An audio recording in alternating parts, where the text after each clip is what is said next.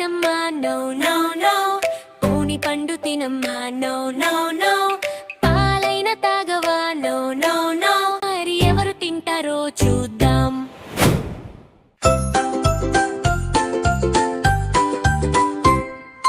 చందమామ